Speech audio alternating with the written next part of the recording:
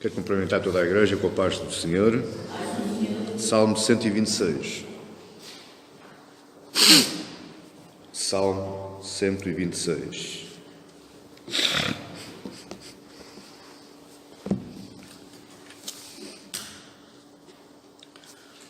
Quando o Senhor restaurou a sorte de Sião, ficamos como quem sonha. Então a nossa boca se encheu de riso e a nossa língua de júbilo. Então entre as nações se dizia: grandes coisas tem feito o Senhor por eles. Com efeito, grandes coisas fez o Senhor por nós. Por isso estamos alegres. Restaura, Senhor, a nossa sorte, como as torrentes do Negueb. Os que com lágrimas semeiam, com júbilo ceifarão. Quem vai andando e chorando enquanto semeia, voltará com júbilo, trazendo os seus feixes. Pai Santo, Eterno amado, te louvo, Senhor, pela tua palavra escrita, inspirada por ti, dada aos homens através do Espírito Santo. Eu te louvo por ela, Senhor. Eu te peço, Senhor, agora que derrames a tua graça, derrames o teu Espírito, e ilumines, Senhor, os nossos corações e as nossas mentes para que nós entendamos a profundidade, a largura, a altura e o comprimento desta palavra. O que tu querias dizer com este salmo, o que tu queres nos dizer hoje para nós. Estamos aqui, Senhor, sedentos e ansiosos por ouvir-te. Me utiliza, Senhor, e me ajuda. Me utiliza, Senhor, como uma ferramenta, como um instrumento para a tua obra, para a proclamação da tua palavra e do teu Evangelho. Me ajuda, Senhor, com o teu Santo Espírito. Que as palavras da minha boca e o meditar do meu coração sejam, Senhor, agradáveis na tua presença, para a tua honra e para a tua glória, em nome do teu Filho amado Jesus. Amém e glória a Deus. Eu queria pensar convosco sobre o consolo para os que choram. O consolo para os que choram. Muitas vezes as lágrimas não chegam aos nossos olhos, mas o coração sangra e a alma grita um som tão estridente que nem se consegue ouvir. Mas eu quero te dizer que Deus ouve e Deus sabe. Vivemos num mundo cruel, vivemos num mundo hostil, miserável. Vivemos num mundo em que toda a gente se engana a toda a gente, em que os amigos traem os amigos, em que as pessoas se chegam ao pé de si para se utilizarem de si, e você fica magoado, fica traído, fica amargurado. Vivemos dias, meus amados irmãos, que muitas vezes os risos dos nossos lábios são risos hipócritas. São risos de circunstância. São risos para passar o tempo. São risos para não dar a conhecer aos outros aquilo que vai dentro de nós. Mas a palavra diz: porque te abates tu, ó minha alma, confia nele. Espera mais um pouquinho. Aguenta mais um pouquinho. E já já o vais ver. Estamos perante um salmo que é chamado um dos salmos dos cânticos de romagem. E estamos perante um salmo que nos fala de restauração, que nos fala de alegria, que nos fala de consolo, que nos fala de júbilo. Se você hoje entrou neste lugar, se você que está lá em casa e está se sentindo assim, abatido, triste, amargurado, sem razão até para estar acordado, saiba que Deus o consola. Deus está hoje falando aos nossos corações para nos consolar, para nos alegrar. E Deus nos chama para vivermos uma vida alegre. Pastor, é tão difícil, eu sei, meu querido. Oh, quão difícil é. Mas Deus nos chama a vivermos uma vida alegre. E Deus nos proporciona condições para isso. Você pode me perguntar: de que maneira é que Ele me proporciona? De que maneira é que eu posso viver uma vida alegre? Eu digo: pela sua palavra. Através da intimidade com Ele, através do seu conhecimento. Pela sua palavra, Deus nos vai orientando, de forma a que essa alegria seja uma alegria evidente. Há uma passagem que eu gosto muito, que é Deuteronômio 30:15, que diz: eis que eu convoquei os céus e a terra contra vós, como minhas próprias testemunhas. em como vos tenho metido o bem e o mal, a vida e a morte à vossa frente. Porém, escolham, pois, a vida, escolham, pois, o bem, escolham a alegria, apesar de tudo, apesar de todas as coisas. Faz-me uma grande confusão na minha cabeça. Quanto mais eu leio a palavra, quanto mais eu estudo a palavra, quanto mais eu me entranho na palavra, eu fico pasmado, eu nem sei adjetivar. Como é que há pessoas que pregam que no reino de Deus é tudo bom? No reino de Deus estamos como que isolados dentro de uma redoma, onde nada nos chega, nada nos afeta. E eu pergunto, será que então sou eu que estou vivendo mal? Será que a palavra que eu tenho na minha mão não é correta? Está enganada? Está adulterada? Está alterada? Porque Deus diz que quando Ele me restaura a minha sorte, eu fico como quem sonha. Esta expressão é como fico pasmado. É como você quando recebe uma notícia que nunca está à espera de receber. Você fica de boca aberta, como quem sonha, como quem fica parado. Será possível isto? Deus diz-me isso a mim. Portanto, como é que eu posso dizer que o cristianismo é uma redoma de vidro? Estamos isolados, estamos imunes às infecções mundanas. O Salmo nos ensina isso. Este Salmo nos ensina como é que eu posso viver, apesar de tudo, uma vida alegre, uma vida em paz. Este Salmo foi escrito a seguir ao cativeiro babilónico. Israel entra na terra prometida pelas mãos de Josué.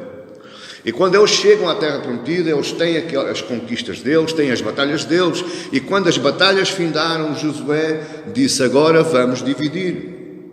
E a terra foi dividida por 11 partes, 11 zonas, excepto a tribo de Levi, que não poderia ter herança na terra, porque era uma tribo separada. E a terra foi dividida, e a forma como se dividiu, estava tudo bem, era tudo harmonia. Mas há uma dada altura da história de Israel que ela se divide novamente. E então ficaram 2 tribos a sul e 2 tribos a sul e 9 tribos a norte. Ficando o reino do norte e o reino do sul. O reino do norte, a capital Samaria, o reino do sul, capital Judá, Jerusalém. E quando há divisão dos reinos, existe também divisão de corações. Existe também divisão de comportamentos. Existe também divisão no modo de adorar e louvar e orar a Deus. E aí surge o quê? A idolatria, porque os povos começaram-se a misturar com outros povos. Coisa que Deus tinha dito a Moisés: não se misturem com outros povos, não podem casar com outros, não vão buscar mulheres, não vão buscar maridos fora de Jerusalém, fora de Israel. Só que o povo não quis saber disso. E o povo começou a misturar-se com outros povos, entrou o paganismo, entraram os deuses. Aliás, isso já estava no coração dos israelitas, porque eles viveram 400 anos no Egito. E costuma-se dizer, já ouvi, que podes tirar o povo do Egito, mas muitas vezes não tiras o Egito do povo. Ficou lá algo, ficou lá qualquer coisa lá dentro. A idolatria estava lá no coração daquele povo. E então eles começaram a idolatrar. E Deus levanta homens, Deus levanta mulheres, para alertar o povo, para chamar o povo à razão, só que o povo não quis. O povo não foi. Deus encheu a paciência e castigou aquele povo. Mandou-os, na primeira parte, o reino do norte foram levados para a Babilónia,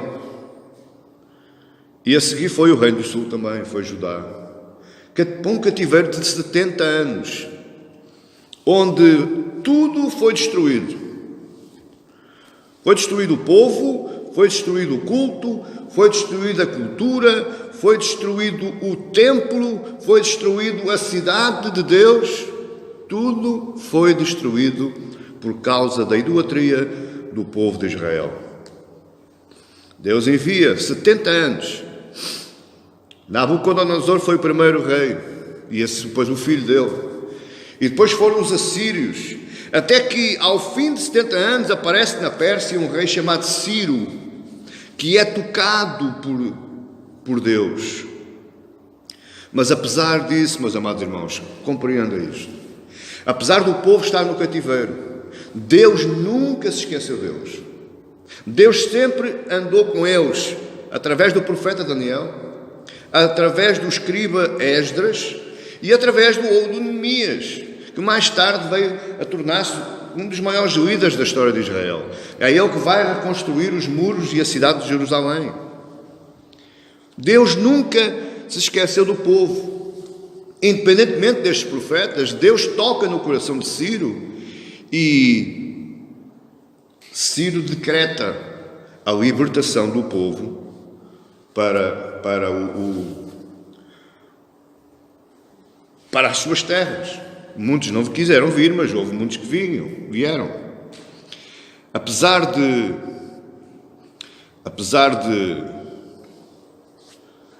de alegres com a notícia, e é uma notícia boa, sim ou não, Deus restaurou a sorte de Jerusalém. Só que as dificuldades que eles enfrentaram possivelmente eram maiores do que a dor do cativeiro, porque eles não tiveram vida facilitada. Eles tiveram que enfrentar novas batalhas, novas guerras. Eles tiveram que reconquistar as suas próprias terras, as suas próprias casas. E eles choravam. O salmista aqui, ele olha para trás. Ele olha para a libertação que Deus deu ao povo, está aí no verso 1. Mas ele também olha para a frente e ora para que Deus complete a sua obra. Está aí no verso 4. Porque veja a diferença aí entre o verso 1 e o verso 4. Quando o Senhor restaurou a sorte do Sião, e agora ele veio aparecendo dizendo: Senhor, restaura a nossa sorte como as torrentes do Negued. Deus nunca faz as coisas pelo meio. Mas existe um trajeto, existe um caminho que todos nós temos que percorrer. Existem batalhas que temos que travar, existem guerras que temos que guerrear, existem conquistas e reconquistas que nós temos que fazer. Até ao restauro completo da obra de Deus. Este salmo se divide em duas partes, do verso 1 ao 3, que ele celebra, o salmista celebra a restauração do povo, a libertação do povo, e depois do 4 ao 6, em que o salmista fala da colheita pela restauração, não a restauração passada, não a restauração presente, mas a restauração futura. Este salmo nos fala como é que deve ser o nosso padrão de alegria, como é que nós nos devemos alegrar. Em primeiro lugar, nós temos que nos lembrar aquilo que Deus já fez por nós em Cristo Jesus.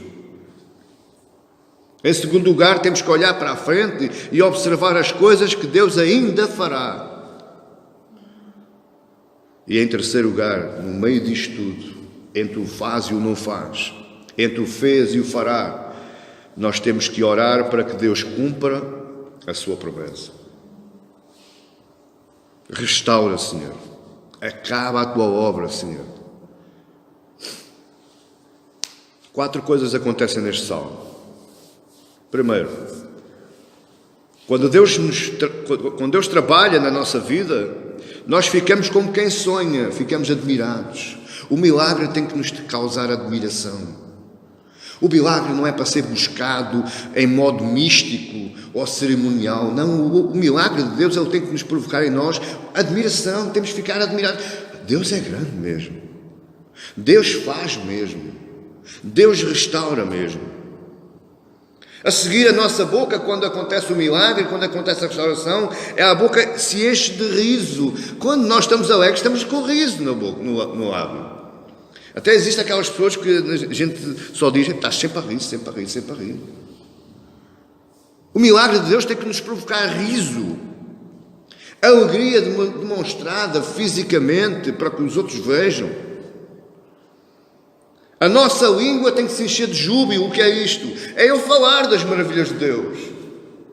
Eu não posso ficar calado, impávido e sereno, estático, passivo, perante o milagre de Deus. Eu não posso. A minha boca tem que falar o milagre de Deus. E ao falar o milagre de Deus, outra coisa vai acontecer, eu estou glorificando. Eu estou glorificando a Deus. E quando eu acordo do meu sonho, quando a minha boca se enche de riso, quando a minha língua não se cala, sabe o que acontece? As nações vão ver o poder de Deus em mim. E eles vão dizer: grandes coisas fez o Senhor por ele. Realmente o Deus dele é um Deus verdadeiro, é um Deus que faz milagre, é um Deus que opera. Mas você repara que tudo isto está no passado, aqui no texto. Tudo está no verbo passado. E então acontece outra coisa aí no verso 4. O salmista toma noção da sua realidade, ele toma noção do que lhe está acontecendo no presente e ele começa a olhar para o futuro. Ele olha para o futuro não com modo futurista, mas ele olha para o futuro olhando o poder contínuo de restauração de Deus. Você está entendendo o que eu estou dizendo? Eu olho para o futuro dizendo: não, ainda não está acabado, Deus ainda vai fazer mais. Deus ainda vai operar mais, Deus ainda vai concluir a sua obra. E isto nos ensina algo hoje. Nós temos que olhar para o nosso presente e olhar para a nossa realidade. Nós temos que tomar consciência da nossa realidade. Nós não podemos ser como os outros, surfistas da fé, andar nas cristas da onda da palavra. É o Todo-Poderoso, é o super-homem do século XXI. Só lhe falta é a capa. Não, meu amado irmão, não. Você tem que olhar para o seu presente e reconhecer a sua realidade. Mas saiba que ao reconhecer a sua realidade, você também tem que reconhecer que a obra de Deus não está acabada. Já, mas ainda não. A obra de Deus ainda vai estar acabada. Existe necessidade de encarar a realidade. Existe necessidade de encarar certas dificuldades. Oh, meu amado irmão, e é com cada uma. Até parece mentira. Eu às vezes dou por mim a dizer: como é que isto me pode acontecer a mim? É logo a mim. Eu que sou super espiritual. Logo a mim acontece-me isto. Como é que pode acontecer? Acontecendo. Porque eu tenho que ver a minha realidade. Eu tenho que viver com a minha realidade. Eu não posso viver num mundo irreal, no mundo lá do espaço cósmico. As suas alegrias, elas têm que se tornarem em oração. As suas alegrias não podem ser eufóricas.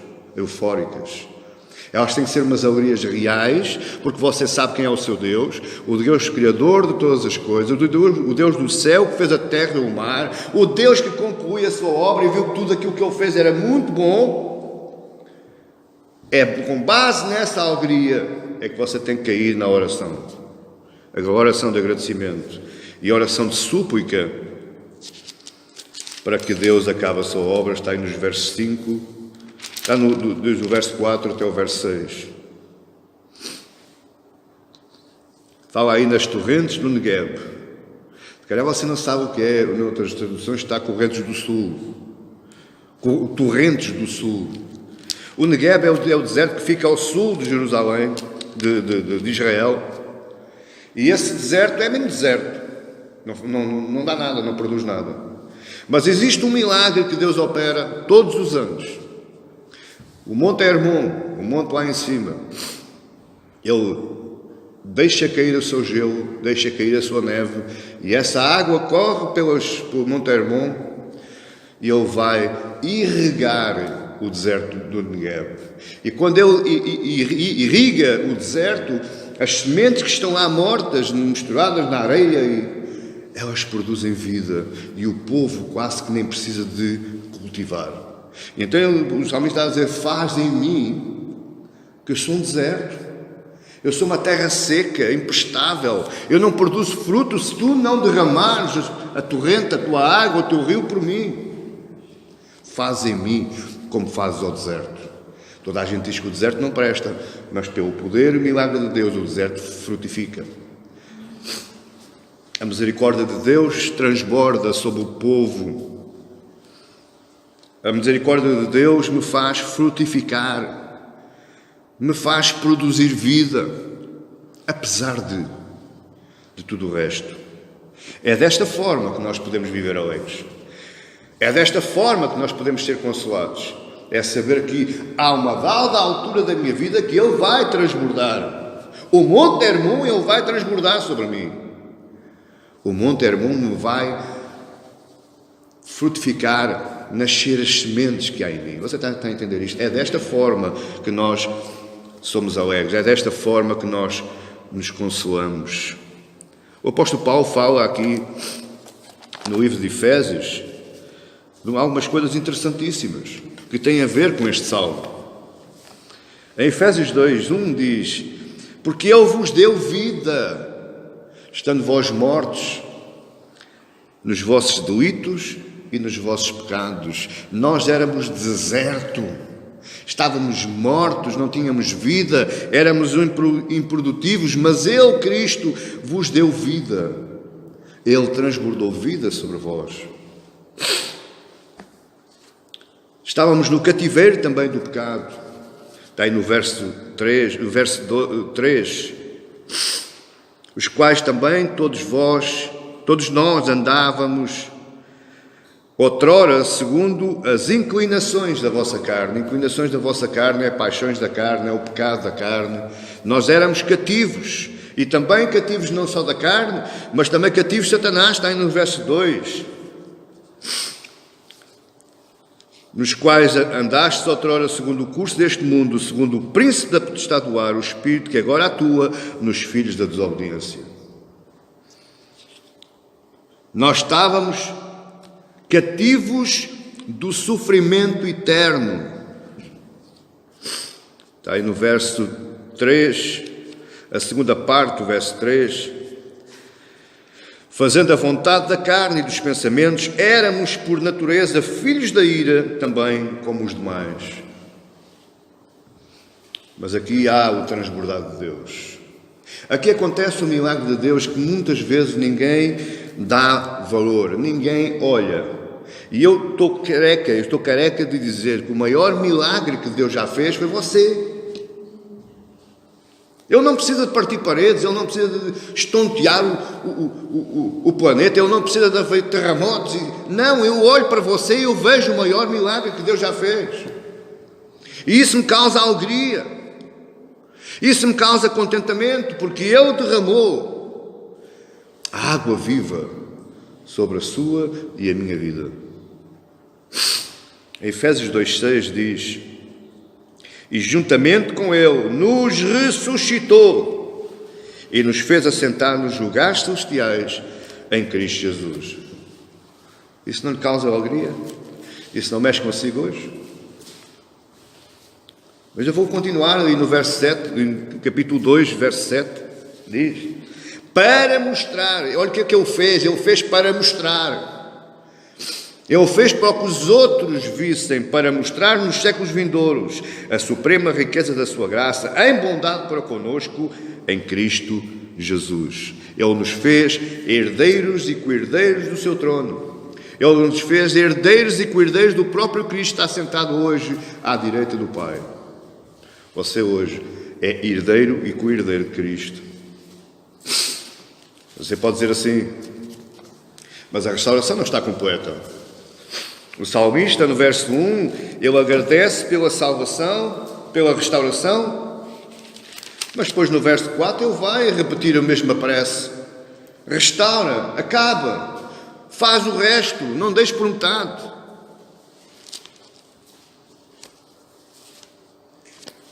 O Evangelho nos veio trazer um conhecimento que este povo não tinha nesta altura. É que o reino de Deus já veio, mas ele ainda virá. É a tal tensão que tem que produzir em nós uma tensão de esperança, de confiança num futuro próximo, ou talvez nem seja nos nossos dias.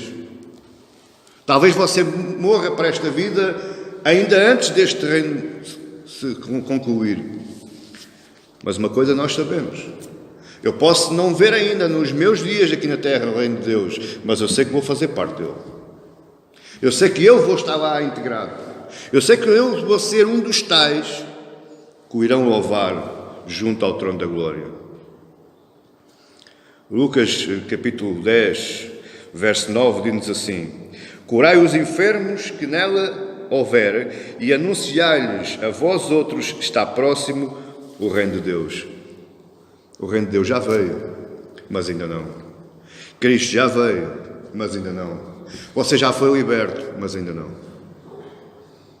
Essa é a consciência da nossa realidade.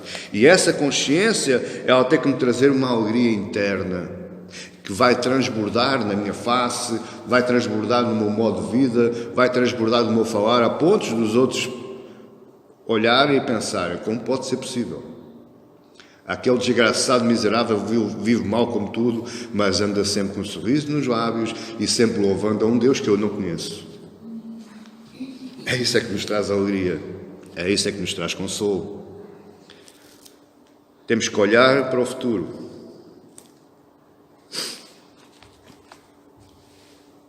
Mas vivendo numa esperança. E nesse entremeio, nesse percurso, que é o percurso normal das nossas vidas, nós temos que anunciar aquilo que Ele já fez e aquilo que ainda vai fazer. Nós temos que anunciar o Evangelho. Meu amado irmão, não seja como os demais, que desprezam a fé do irmãozinho porque ele chora. Não seja como os demais que desprezam a fé do irmãozinho porque ele não tem vontade de rir, porque ele não tem emoção física, não bate palmas, não dança, não canta. Não despreze esse irmão. Não despreze a fé desse irmão. Chore com ele. Ria com ele. Vá a Deus e clame para que Deus complete a obra na vida desse irmão. Amém, igreja? É isto é que nós devemos fazer. Este salmo nos ensina claramente isto. Este salmo nos ensina a sermos alegres e sabermos que Deus nos consola. Eu queria ler rapidamente, e estou a acabar o meu sermão, mas eu queria ler convosco, se você quiser abrir, Isaías capítulo 51.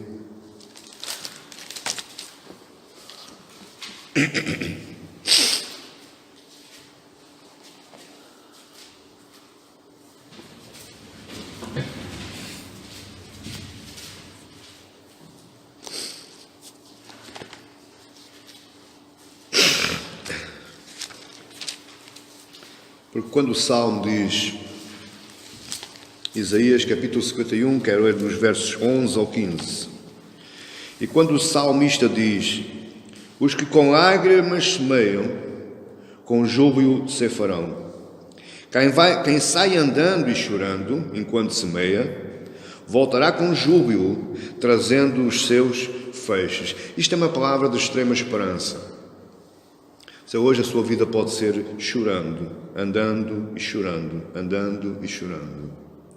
Mas assim como a Bíblia diz que o choro pode demorar uma noite, mas pela manhã chega a alegria, chega a aurora, chega o sol, chega a luz. Se você cientificamente se quiser, faça as contas.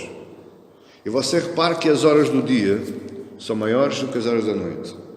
E isso me ensina que Deus não faz nada ao acaso. Isso me ensina que o meu choro, ele pode ser real. Ele é real. O meu coração abalado está mesmo abalado. Estou abatido, estou mesmo abatido. Estou frustrado. Estou desanimado. Mas isso tem um tempo. Isso não vai durar para sempre. Porque as misericórdias de Deus se renovam todas as manhãs. Isaías vai nos dizer aqui uma palavra para completar este salmo, dos versos 11 ao 15, 51, 11 ao 15.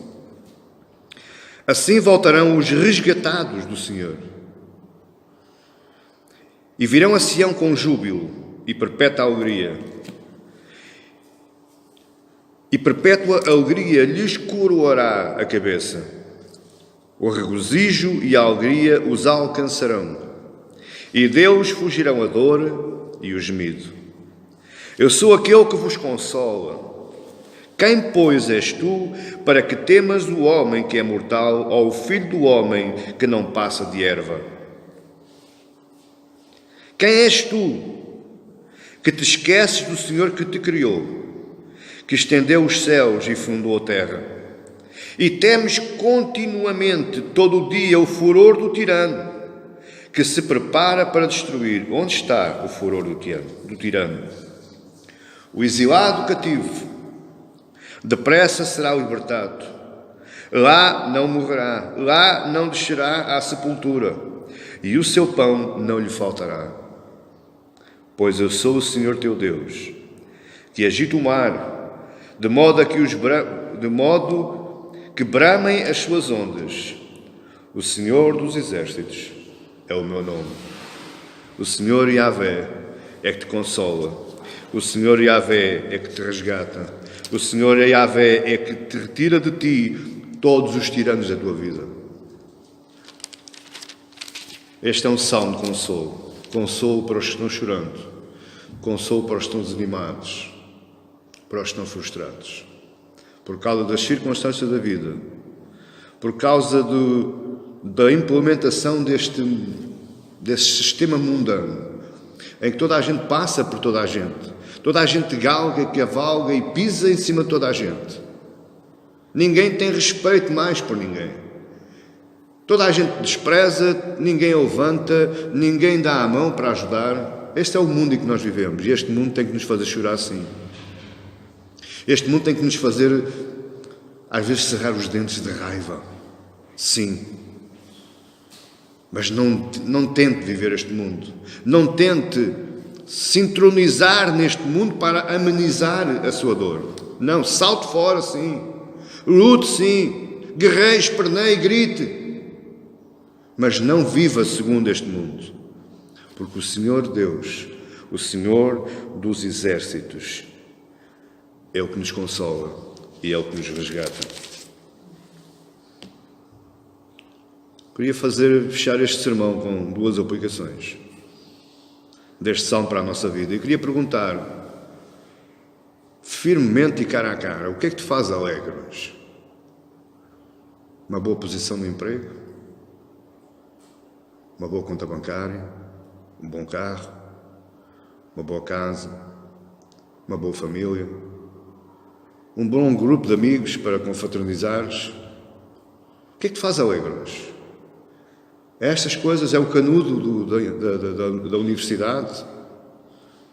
É o conhecimento? É o produto que sai das tuas mãos e que te faz um artista diferente de todos os outros? Deixa que eu te diga uma coisa. Essas coisas podem te fazer alegres, mas elas vão acabar. Porque a verdadeira alegria não está nessas coisas. A verdadeira alegria não se baseia naquilo que nós temos, naquilo que nós podemos e naquilo que nós sabemos. Tudo um dia vai acabar. Tu vais morrer, vais cá ficar, o teu corpo vai ser levado à cova, vai se transformar em pó e tudo aquilo que te fazia alegre ou que pensavas que te fazia alegre, alguém vai usufruir disso ou não. Ou pura e simplesmente acaba e cai no esquecimento. Tudo vai acabar. Tudo isto é passageiro. Nós somos peregrinos numa terra estranha, numa terra estrangeira. Esta terra não é nossa. Este país não é o nosso, este mundo, este planeta não é o nosso.